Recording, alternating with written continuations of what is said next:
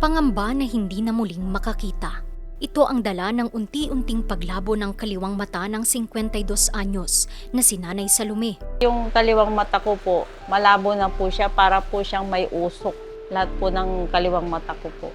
Ayon sa mga naunang sumuri kay Nanay Salome, hindi sa kanyang mata, kundi posibleng parte ng kanyang utak nagmula ang paglabo ng kanyang paningin. Dahilan para kailanganin niyang sumailalim sa MRI. Ang sinabi po ng mga anak ko, "Mama, doon na lang po sa Baguio." Kasi medyo mura po, sabi niya.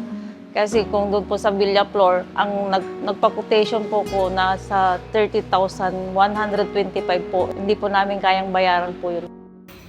Tila nabunutan naman ng tinik sa lalamunan si Nanay Salome nang mabalitaang hindi na niya kailangan pang lumayo at gumastos ng malaki dahil sa sariling probinsya, ang serbisyo maaari na niyang makuha ng libre. Pumunta po ako sa DSWD po sa munisipyo namin na sabi po sa akin ni Madam Queenie Cabanlig po na may bagong MRI po na i-donate po yung ating gobernador dito po sa San Carlos. Pumunta po kaagad kami dito, tapos pumunta po kami sa may MRI office po. Tapos sabi po ni Sir Louie, balik na po kayo ng Friday. Kailangan mga 7 nandito na po kayo para mga 1:30 po ng hapon, may isa lang na po.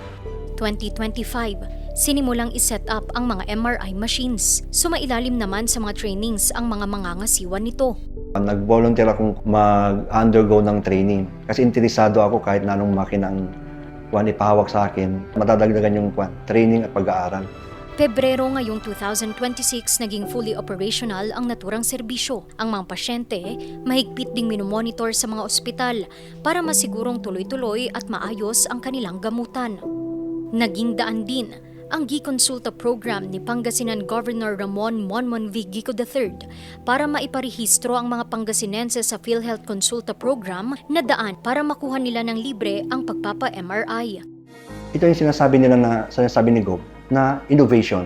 Ito yung bagong innovation natin para sa patient care, tsaka sa patient health, tsaka sa pagdadiagnose na gamit ang MRI. Masaya po kami na binigyan tayo ng bagong makina kasi ito ang makakatulong sa ating mga kababayang Pangasinense dito sa Pangasinan. Tulad ng sabi ng ating gobernador na kailangan natin mag-innovation ng bagong facilities para sa mga kababayan natin.